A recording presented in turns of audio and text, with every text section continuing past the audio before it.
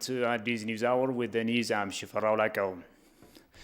Prime Minister Abiy Ahmed has heralded the commencement of Dambidolo Mugi Dola asphalt road project today.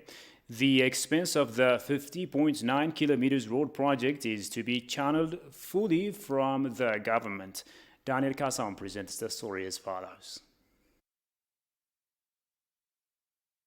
Prime Minister Abiy Ahmed has presided over the launch of the 50.9-kilometer Dambidolo-Mugi-Dola asphalt road project in Kelamologa zone of the Oromia regional state. The road will be built with an outlay of 1.6 billion birr allocated by the government of Ethiopia. The contract was awarded to the Chinese Railway Services Group Co. Limited. In its remark at the event, the Prime Minister said Kelamologa remains one of the high potential growth corridors in the country. Due to lack of infrastructure, the area remained neglected and didn't benefit from development gains. Development projects being built in the area aim to connect Wallagga zone with other parts of Ethiopia and neighboring countries. Once completed, the road will also fulfill the mobility and market access needs of the surrounding communities. Deputy Prime Minister and Foreign Minister Demeke Mekonnen, for his part, said the government is committed to work for the unity of the people and to ensure benefit of the residents from development gains. He indicated the time is now for change and to build national unity. Congratulations to you all. Ambo is key place in Ethiopia. It is a place for heroes and heroines tested practically. This project is part of modernizing the country. It is a historic opportunity to be here and witness the commencement of the project. Ambo is the backbone of Ethiopia's prosperity. In the history of Ethiopia, forefathers of Ambo's generation had contributed a lot to the country's development. The Deputy Premier urged the current generation of Ambo town to exert more efforts for the prosperity of Ethiopia. First Lady Zinash Tayachaw and Chief Administrator of the Oromia Regional State Shimellis Abdiisa attended the event. Deputy Prime Minister and Foreign Minister of Ethiopia, Demeke Mekonnen, visits Turkey on February 15 and 16, 2021. According to the Turkish Ministry of Foreign Affairs, bilateral relations, regional and international issues will be discussed.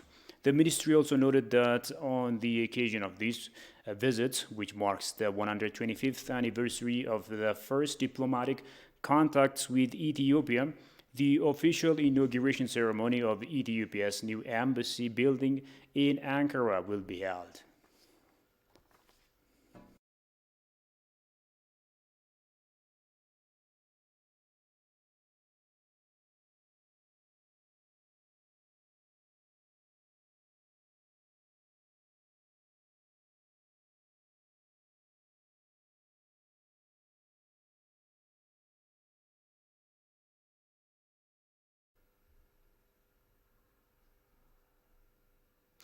Now, Ethiopian ambassador appreciates South Africa's role in facilitating the GERD negotiations. Ethiopian ambassador to Egypt, Marcos Tekle, hailed the effort South Africa had exerted in facilitating the GERD negotiation during its leadership of the Continental Organization. He made the remark at a discussion with the ambassador of South Africa to Egypt, Joseph Mashimbe. He emphasized that the wisdom and dedication displayed by President Cyril Ramaphosa of South Africa in pursuing a principled approach is an exemplary role to address continental problems. Ambassador Marcos further added that this resolve is a clear reflection of South Africa's commitment to find an African solution to African problems. Ambassador Mashimbe on his part expressed his hope that the three countries could manage to complete the AU-led negotiations successfully.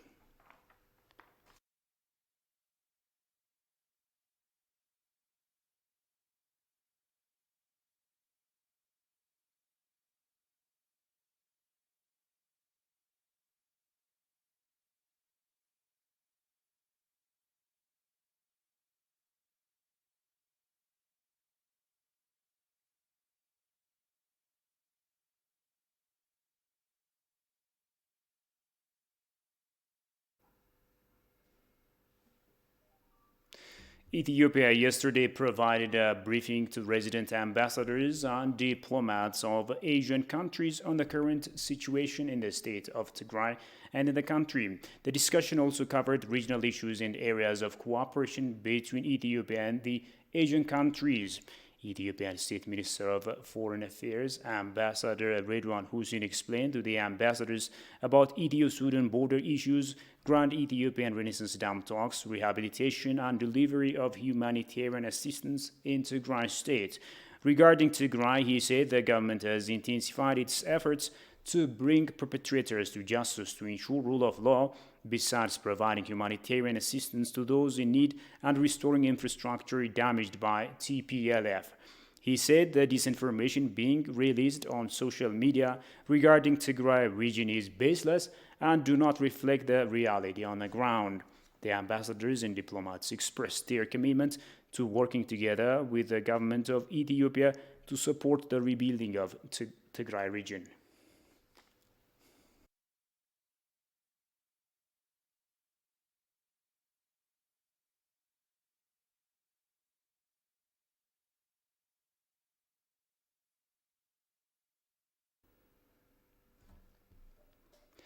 The European Union envoy says international humanitarian organizations are doing well in Ethiopia's Tigray region. The European Union envoy and Minister of Foreign Affairs of Finland, Pekka Haavisto, paid a two-day visit to Ethiopia last week. In a Twitter post, the envoy said he had, quote, substantive meetings with Prime Minister Abiy Ahmed, the President, and other key ministers. Main issues was humanitarian access to Tigray. International humanitarian organizations are doing good work, he added. Visto also held discussion with Chairperson of the African Union Commission, Musa Faki Mahamat, and AU Commissioner for Peace and Security, Ambassador Smail Shergi, on EU-AU cooperation.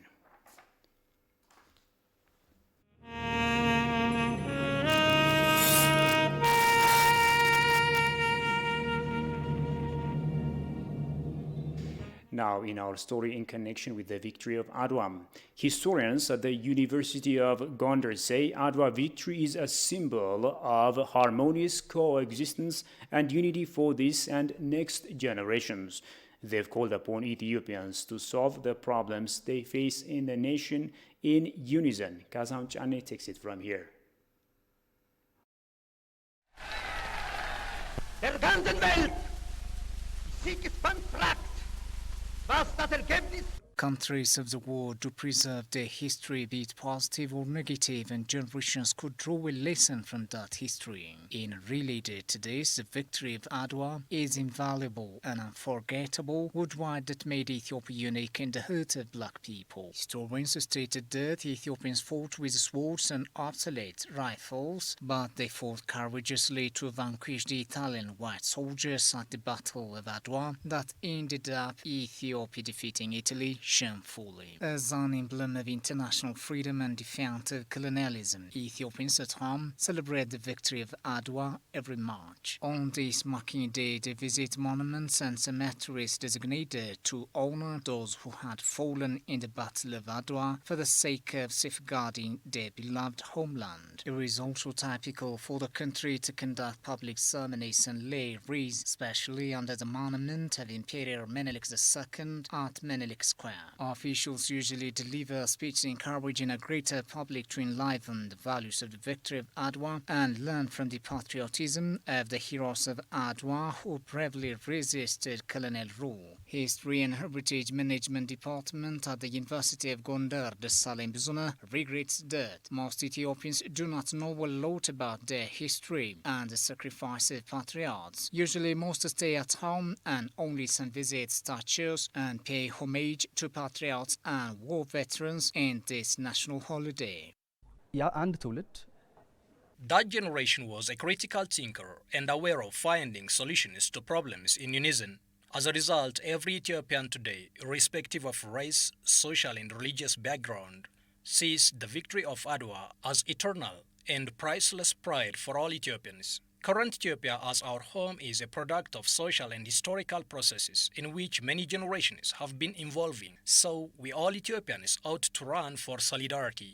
Other scholars from the University in the History and Heritage Management Department have this to say on the multitude of values of Adwa victory for Ethiopians and the entire black people. ዋነኛውና ትልቁ ነገር አንድነት ነው። I like to recommend building active generation that fully understands the history and strives to sustain the development of the country. Historically, the victory of Adwa is the core driver of Ethiopianism, and celebrating Adwa victory should be the work of Ethiopians that emboldens Africans all over the world, though a lot remains until now to be done to promote awareness. And to all Ethiopians, my principal message is that we should not sacrifice the greatest Ethiopian history by confusing it with the challenges of poverty facing the country today. Hence, it is better to learn the lessons of history to shape a united and free future by strengthening more than 80 nationalities of Ethiopia that brought the Adwa victory so decisively during the war. From our forefathers, what kind they were, we should learn a lesson. They had very great humanity and they were even tirelessly treating their Italian invaders after they won the war. Thanks to the selfless effort of our forefathers and mothers and their sacrifice at the Battle of Adwa, we have today a country we call Ethiopia. Therefore, it is our historical and moral duty to do whatever we can, not only to preserve this unity, but also to define our future destination, building modern, prosperous, and dynamic Ethiopia, which can satisfy the interests of all citizens by taking into account unity and diversity. The youth in particular does have a responsibility to build a new culture which can accommodate all citizens as a driving force of development so that they can contribute their own to their country, sustaining the current spirit of oneness by upholding humanistic values and strengthening social cohesion and cooperation.